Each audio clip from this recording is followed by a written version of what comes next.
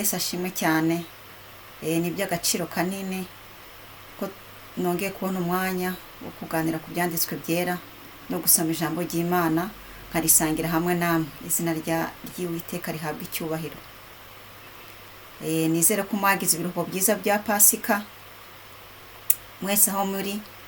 Nukuri iyi minsi ya Pasika ni iminsi ikomeye, uretse ko igisekeje yuko abakristo n'abatari abakristo bose bajya mu kiruhuko cya Pasika.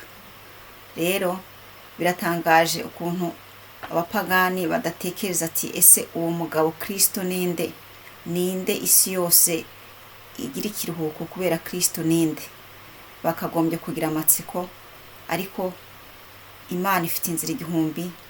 Igihe cyabo kiba kitaragera cyo gusobanukirwa uwo mwami, ariko Imana irakomeye cyane. Nukuri umwami Yesu Kristo aratangaje. Yadupfiriye ku musaraba kugira ngo twongere kwitwa abana bayo. Icyubahiro cyose ni icyayo. Haleluya, haleluya. Ubu ngiye gusenga kugira ngo mbere yuko nsoma ku byanditswe byera. Data wa twese uri mu ijuru, nje imbere y'ubwiza bwawe shaka kugira ngo umpe imbaraga, ubane nanjye muri kano kanya ngiye gusoma ijambo ryawe.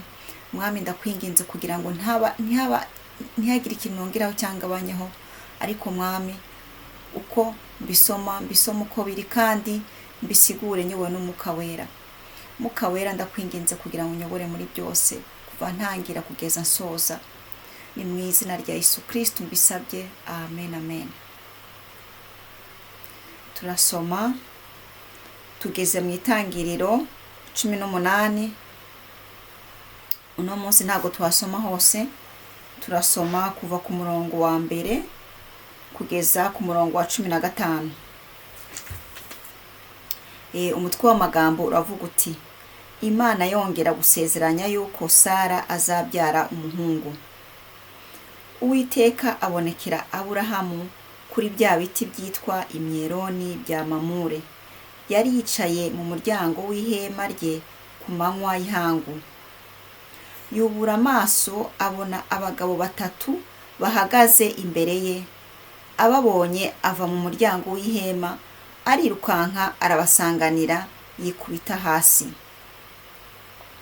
Aravuga ati: Databuja, niba nkugiriyeho umugisha, ndakwinginze we kunyura ku mugaragu wawe. Ahubwo bazane utuzi mwoge ibirenge muruhukire munsi y'igiti. Kandi nanjye mbazanire utwo kurya muyice isari, mubone kugenda ubwo muje ku mugaragu wanyu. Baramusubiza bati: Ubigenze uko uvuze. Aburahamu arihuta yinjira mu ihema, asanga Sara, aramubwira ati: Tunganya vuba indengo n'umucagati by'amafu meza, uvugemo imitsima. Aburahamu arirukanka ajya mu bushyo, azana ikimasa cyoroshye cyiza, agiha umusongozi we, arihuta aragiteka. Yenda amavuta n'amata n'inyama z'icyo kimasa yatetse abishyira imbere yabo. Abahagarara iruhande munsi ya cya giti bararya. Baramubaza bati: Sara umugore wawe ari he? Arabasubiza ati: Ari mu ihema.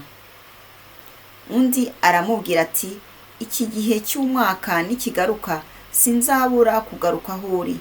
Sara umugore wawe abyare umuhungu. Sara abyumva ari mu muryango w'ihema uri inyuma ye. Aburahamu na Sara bari bashaje, bageze mu zabukuru, kandi na Sara ntiyari akijya mu mihango y'abakobwa. Sara asekera mu mutima ati: Ko maze gukecura, nzanezerwa ntyo kandi umutware wanjye akaba ashaje? Uwiteka abaza Aburahamu ati: Niki gishekeje Sara? Akibaza ati: Ni ukuri koko nzabyara nkecuye? Hari ikinanira Uwiteka se? Mu gihe cyashyizweho, iki gihe cy'umwaka nikigaruka, nzakugarukaho Sara abyare umuhungu. Maze Sara arahakana ati sinsetse, kuko yatinyaga. Aramusubiza ati oya, urasetse. Iri ni ryo jambo ry'Imana. Amen. Ubushize, abakurikiranye inyigisho y'ubushize, twasomye ukuntu Imana yabonekeye Aburahamu imuha amasezerano, amasezerano yo ko azabyara umwana w'umuhungu, kandi imuha n'izina rye, imubwira ko izitwa Isaka. Ariko ntihashize igihe kinini, Imana yongera iragaruka, ituma abamarayika bayo isura Aburahamu. Abo bamarayika bari bazaniye ubutumwa Aburahamu.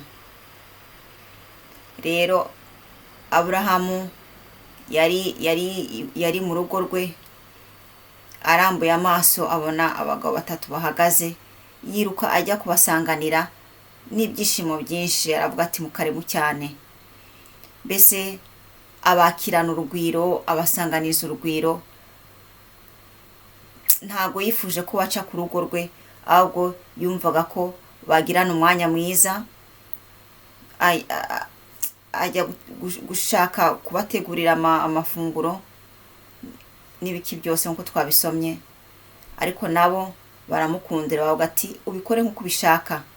Nabo mu by'ukuri bari baje ari Aburahamu baje gusura. Ariko icyo nakundiye Aburahamu ni ukuntu yakiriye abashitsi, yakiriye abo bagabo, abo bamarayika neza, abakirana urugwiro, abakirana igishika cyinshi. Aho ngaho mu buzima bwa gikristo twakagombye kwigamo ikintu. Ni gute twakira abashitsi? Ni gute twakira abantu bari ku rugendo? Abantu wenda baba bari ku rugendo, bagashikira ahantu wenda bakaruha, bakavuga ati icyaduha ahantu baduha amazi.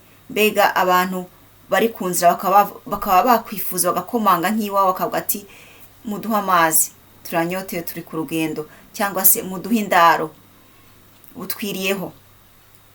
Nukuri Imana idufashe cyane nk'abakristo kumenya kwiga icyo kintu.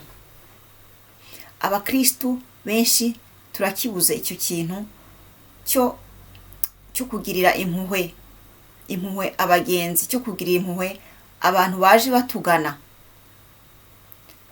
Abantu baje batugana, wenda abantu barashonje, baje bakugana bashonje, baje se bakugana banyotewe, baje se bakugana babuze indaro, babuze aho barara bacumbika. Ibyo byose ni inshingano z'umukristo. Nk'abakristo, twebwe twita abakristo, twakagombye guhindura imyitwaro yacu, tugasa nka Yesu, tugakomeza gusa nka Yesu, ko Yesu ari cyo atwifuzaho. Nitubona uje akomanga iwacu avuga ati ndanyotewe, tumuha amazi. Nitubona uje akomanga iwacu avuga ati mfite inzara, tumugaburire, dufite ibyo tumugaburira. Nitubona uje akomanga avuga ati mbuze indaro, mbuze aho ncumbika, ndi ku rugendo bunyiriyeho, nyabuna Imana irifuza ko tugira umutima wa kintu, duha indaro abayibuze, tugaburira abashonje, duha icyo kunywa abanyotewe. Ko iryo ngiryo ni ijambo ry'Imana. Imana yifuza ko tugera mu rundi rwego, atari urwego rwo uko tuba turimo gusoma ijambo ry'Imana nk'uku nguku, ariko turakabishyira muri pratique. Bibiliya yabereyeho kugira ngo twige imico myiza irimo, maze tuyadopte mu buzima bwacu, tugende nk'uko Imana ibyifuza. Ko ibi byanditswe byera, misiyo y'ibyanditswe byera niyo misiyo yabyo, kugira ngo duhinduke twege twemeye Yesu Kristo umwami nk'umukiza, dukomeze duhinduke, ijambo rigende ritwoza. Ijambo burya ngo na amazi riragenda rikoza umushaha, rikaduhembura tunyotewe mu buryo bwo mu mwuka, tukamera neza, tukamera nk'abana b'Imana, tugasa nk'Imana yacu yaturemye. Uretse nuko wenda twabona abantu bakomanga mu mago yacu, wenda ushobora no kubona umuntu mu nzira urahise ukabona umuntu afite ikibazo, apana kumurengaho, apana kumurengaho ugati uri amahoro, ikibazo ufite ni ikihe. Mbese umuntu tukababara bagenzi bacu ntago ari abagenzi bacu ngo tuziranye, oya, abagenzi bacu ni kiremwa muntu Imana yose yaremye, ni abagenzi bacu. None Imana ko yavuze iti nimushaka kunkunda mukunde bagenzi banyu nkuko mwikunda namwe, iti ni uko mwifuza ko abandi babafata aba ariko muzajya mufata n'abandi. Iryo niryo tegeko Imana yasohoye, kandi ni ibintu ubundi birumvikana. Mfite ikibazo mba numva nagira amahirwe nkabona uwamfasha, uko niko mba niyumvamo. Kandi n'uwundi afite ikibazo nawe nuko bayumvamo, kuko turi umwe, twaremwe n'Imana imwe, ntaho dutandukaniye, turi umwe, dufite amasantima amwe, tubabara kimwe, mbega turasa. Cyangwa se n'abitwa ngo umuntu arazi, wenda abantu wenda bavuga ati ndabaha indaro ndabazi, ugasanga umuntu ahaye indaro umuntu azi, ugasanga umuntu atazi aramwishishe ati bariya ntago mbazi, ugasanga umuntu arabishishe. Kandi hariya niho habonekera ko urukundo rw'Imana, niho urukundo rw'Imana rubonekera. Ntago bazi ariko baremwe mu ishusho ry'Imana, baremwe mu ishusho ry'Imana. Ariyo mpamvu nk'umutima mwiza Imana ishaka yifuza nuko dufasha abafite ikibazo, kandi baducumbikiye abantu tureke kuba maltraiter, tureke kubafata nabi, tubafate neza. Ngo hari abagize Imana bagacumbikira n'abamarayika batabizi, nubwo bataba ari abamarayika ariko tuba tugende mu ijambo ry'Imana,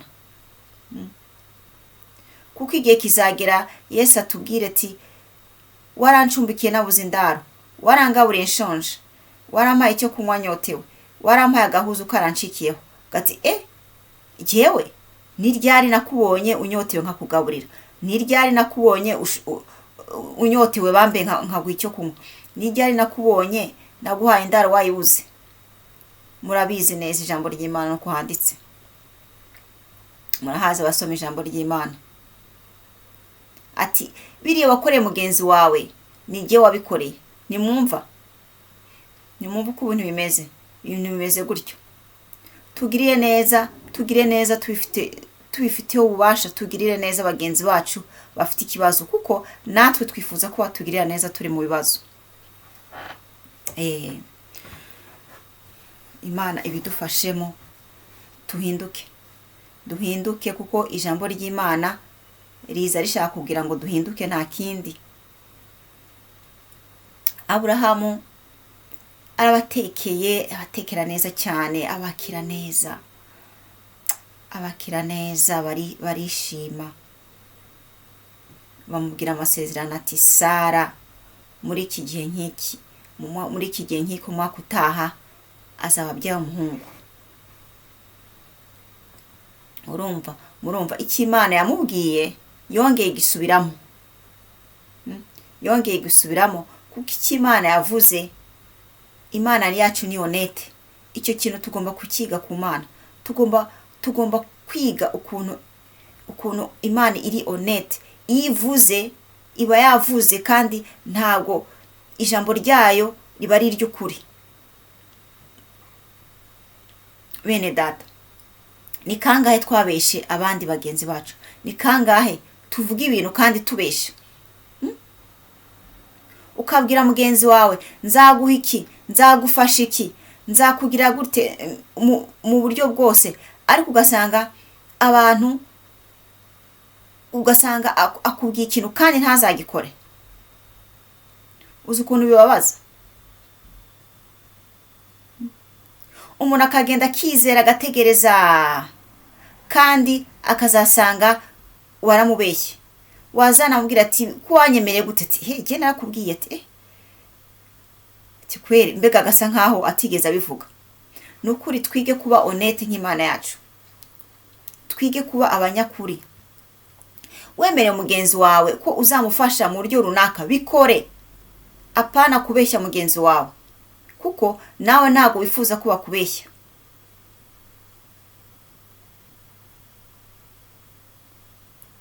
ntabwo Imana ishaka ingeso nk'izo muri twebwe, ntabwo ibishaka. ibishaka tuvuze ijambo twazongera kurisubiramo kandi tukarisubiramo, apana kuvuga ikintu mbega abanyarwanda babita gute, kuba igihwahwa. ntabwo tugomba, abakristo ntabwo bagomba kuba ibihwahwa. umukristo agomba kuvuga ikintu kandi akagisohoza.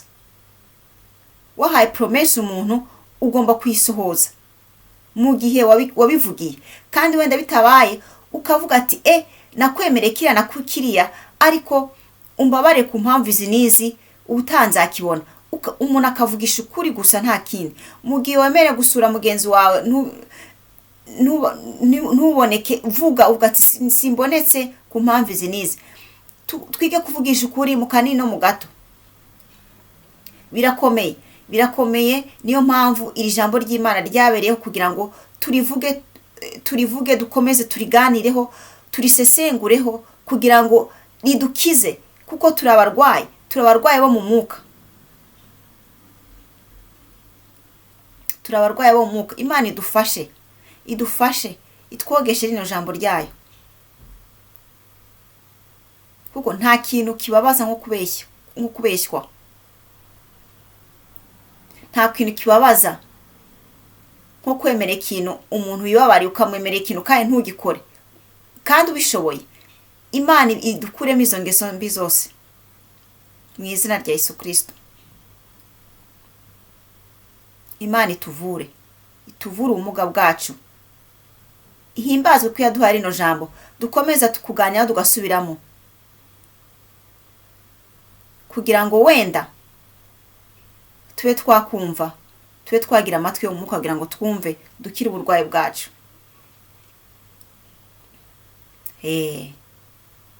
abashitsi barariye, baranywa, barishima. Aburahamu abafata neza, arabatetesha. natwe tuzajya twiga gutetesha abashitsi, tuzajya gutetesha, gufata neza abashitsi, tubakirana urugwiro, tubakirana urukundo, tubakirane umutima wa kintu. erega ntabwo turi ibikoko, turi abantu twaremwe mu ishusho ry'Imana, ntabwo turi ibikoko. niyo mpamvu tugomba kubana kintu, tubwizanya ukuri.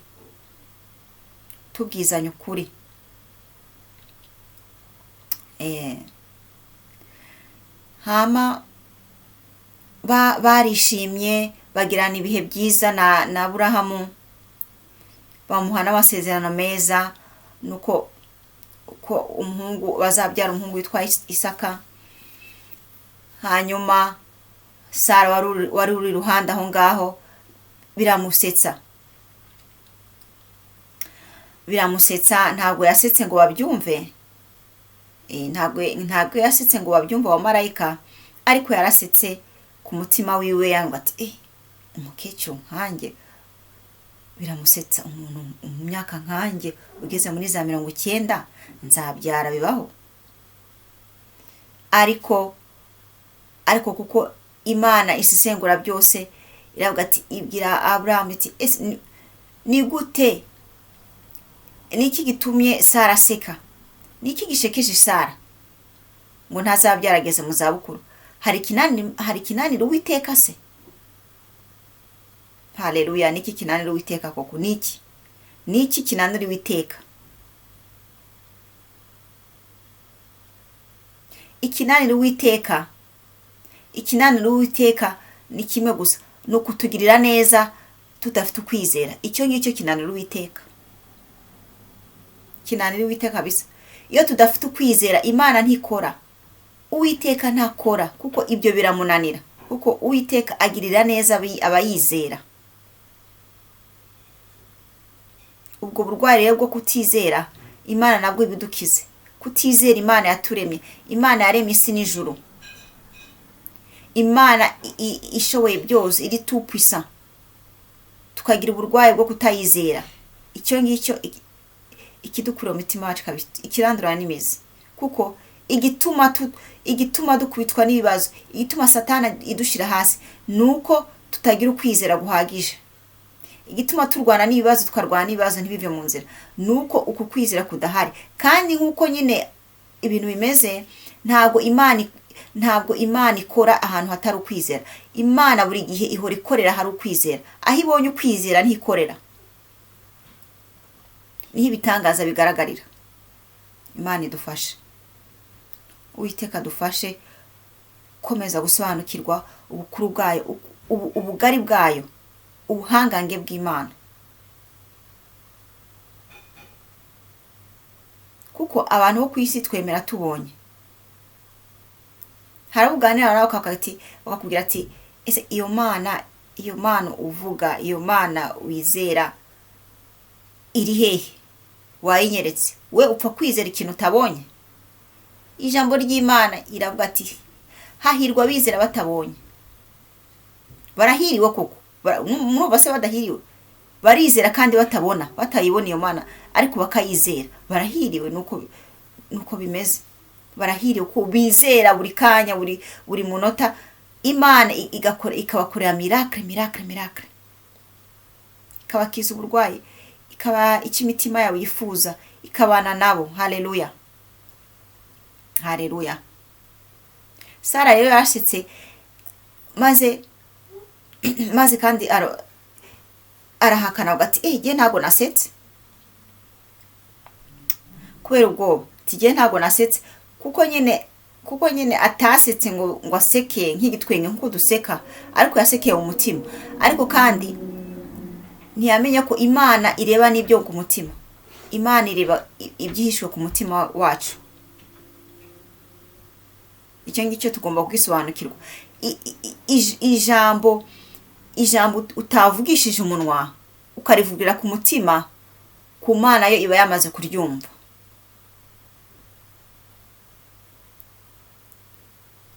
niba wanga mugenzi wawe kandi ukabimuhisha, imana yo iba yamaze kubireba.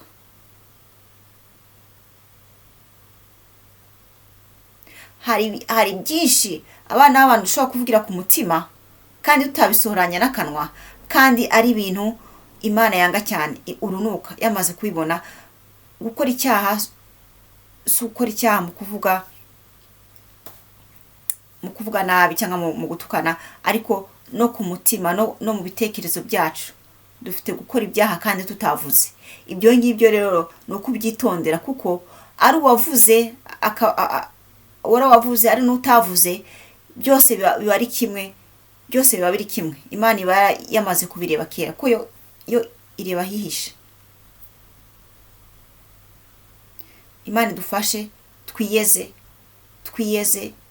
kandi niba hari ikintu kitunanira, niba hari ikintu cyatunaniye kureka, ibyaha byatunaniye kureka, intege nke, twinginga imana yacu kugira ngo idukize. ni umukiza, yaje kudupfira kugira ngo dukizwe. buri gihe imana ihora iri disponible. mu gihe ugihumeka umwuka w'abazima, imana ihora iri disponible, ihora yiteguye kukugirira neza mu buryo bumwe cyangwa mu bundi.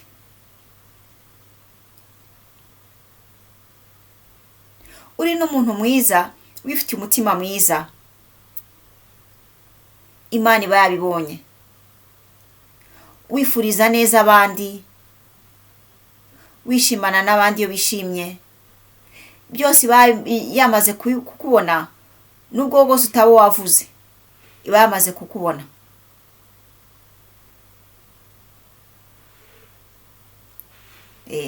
biraruta aho kugira ngo uvuge ikintu ubeshya, wafuma wicecekera biraruta.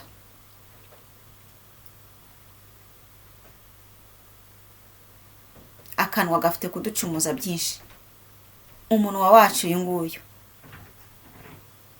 ni ukuwitondera mbere yo kugira ngo Imana idufashe tw'icyo kintu, mbere yo kugira ngo tuvuge tubumbure umunwa, ubanze utekereze inshuro zingahe ngiye kuvuga iki kintu ngiye kuvuga kimeze gite. Icyo kintu Imana ikidufashemo. Kusanga abantu twamaze kuvuga amagambo angahe kandi wamaze kuyacumuramo. Imana idufashe, Imana idukize ubumuga bwacu kandi yiteguye kudukiza. Haleluya. Imana yiteguye kudukiza, kuko ngo usabye arahabwa, ukomanze arakingurirwa.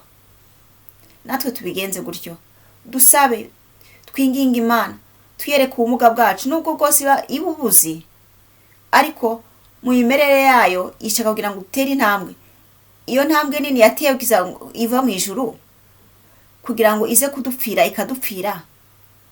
Twebwe agatambwe gato idusabye kugira ngo dufate initiative, dutere intambwe tugati mbabarira kino cyaha, mfite icyaha cyo kubeshya cyarananiye, mbabarira nkize, ngiye nta mbaraga mfite zo kivaho, ariko uri Imana waje kumfira ku musaraba, ufite ububasha bwo kunkiza, ufite ububasha bwo kungira mwiza.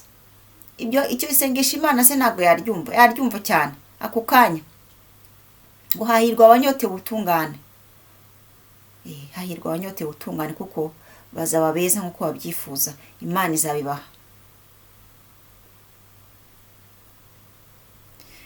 Bavandimwe, bene data, Uwiteka akomeza adufashe gusoma ijambo ry'Imana no kurisesengura no kumenya uburemere bwaryo.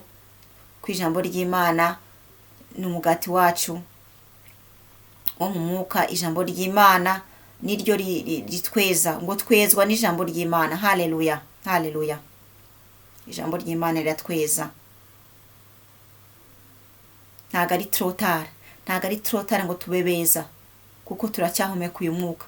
Ariko mu gihe kizogera ntitugihumeka uyu mwuka, twavuye muri ubu bugingo, niho bizaba ari trotare. Ariko ukiri muri iyi si, ugihumeka uyu mwuka, aba afite chance yo gukira, aba afite chance yo kuba mwiza, yo kugirirwa imbabazi azisabye. Nyagasani akomeza abagiriye neza, abiteho mwese aho muri. Nukuri Mwuka Wera akomeze atuganiza kuri ino jambo, turi pratique mu buzima bwacu bwa buri munsi, kuko ijambo ry'Imana ntirihinduka. Ari mu myaka 10, ari mu myaka 50, rizakomeza kuba ari rya rindi. Gusa ni twebwe dusabwa guhinduka, ariko ijambo ry'Imana ntizahinduka. Nyagasani akomeza bitabagiriye neza. Shalom shalom. Tuzasubira Uwiteka nabishaka. Amen.